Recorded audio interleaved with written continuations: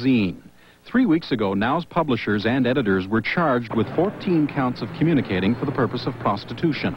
Today, those charges were mysteriously dropped. But this round has gone for freedom of the press, so I'm happy about that. Lawyer Clayton Ruby took dead aim at Police Chief Bill McCormick and Police Commissioner June Rowlands. Who is in control over there? Is anyone in control?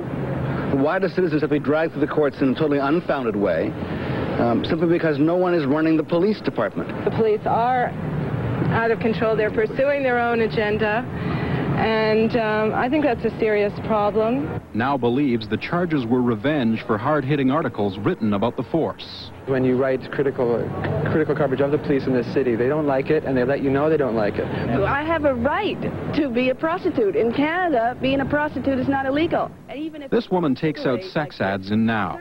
She says since the charges were laid, Metro prostitutes have been harassed. We've received at least 25 calls from women who are hysterical, who have had the police at their front door. So there's some kind of campaign going on? You bet. Ruby says the police should learn their lesson from the legal battle. They've got to be careful when they decide to take on the press. It may be possible the new NDP government-elect could have had a hand in the dropping of the charges. Earlier this week, the outgoing Attorney General dropped a pay equity case after a request from Premier-elect Bob Rae. Simon Dingley, Global News, Toronto. Now Magazine has a lot of questions from Metro Police. Now publishers want to know why the magazine was charged with communicating for the purposes of prostitution. Beth Harrington is standing by in the newsroom with more on that story. Beth. Yes, thanks, Hillary. Those charges related to the magazine's personal ads. They were later dropped. The Crown Attorney said they had no basis in law. Well, now wants to know why the charges were laid in the first place. Regina Hickel-Szabo has more.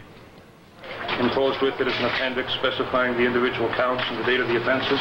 The charges against Now Magazine may have been a first in Canada.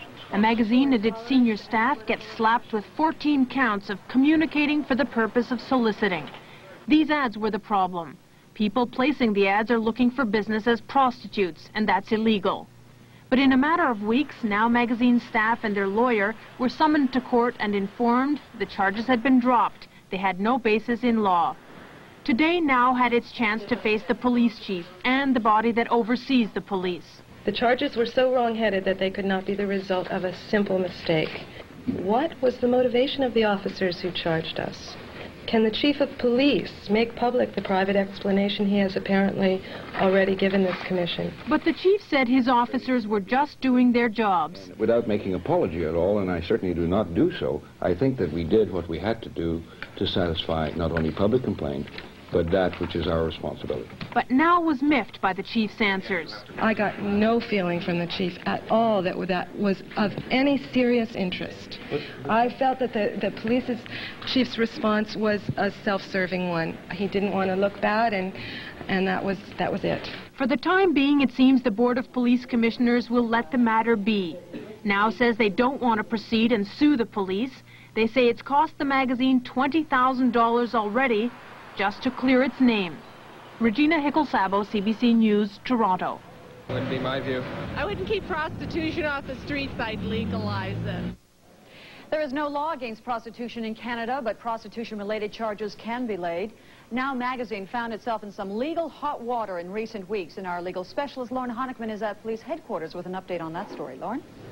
Thank you very much, Ann. Well, Now Magazine, we've all seen it, and you've probably seen the back if you picked up Now Magazine, all the classified ads from the escort services. Well, last month, Now Magazine and 4 of its directors, unbelievably, found themselves charged with communicating for the purpose of engaging in prostitution.